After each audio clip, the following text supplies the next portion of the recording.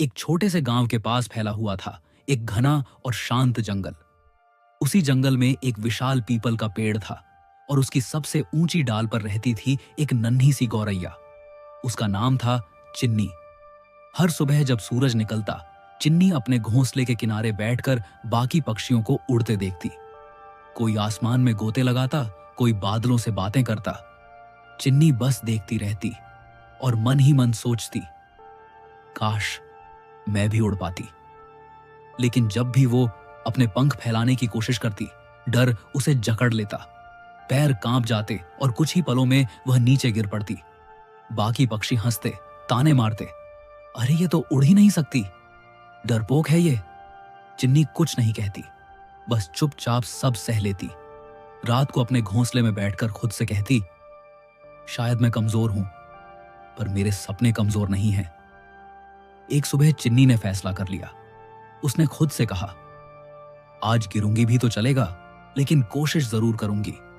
उसने आंखें बंद की, पंख फैलाए और कूद पड़ी। और फिर वही हुआ, वो सीधे जमीन पर गिर गई। फिर से हंसी, फिर से ताने, कहा था ना तेरे बस की बात नहीं। चिन्नी उठी, पेड़ की जड़ में बैठ गई।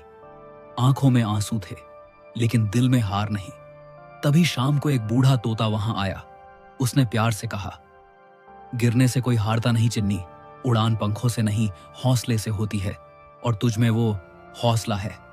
उस रात चिन्नी पहली बार मुस्कुराई और बोली, मैं फिर कोशिश करूंगी, क्योंकि मुझे खुद पर भरोसा है। अगली सुबह कोई देखने वाला नहीं था, कोई ताली नहीं, कोई मजाक नहीं, बस चिन्नी और उसका सपना। उसने फिर छलांग लगाई। इस बार वो कुछ पल तक हवा में रही, फिर गिरी जरूर, लेकिन चेहरे पर मुस्कान थी। मैं उड़ रही हूं, भले ही थोड़ी। कुछ दिन बाद तेज आंधी आई। सभी पक्षी घोंसलों में छुप गए, लेकिन चिन्नी ने उड़ान भरी। हवा से टकराई, पत्तों से भिड़ी, लेकिन हर गिरावट के बाद ऊपर उठी। जब आंधी थमी, चिन्नी बादलों के पास उड़ रही थी।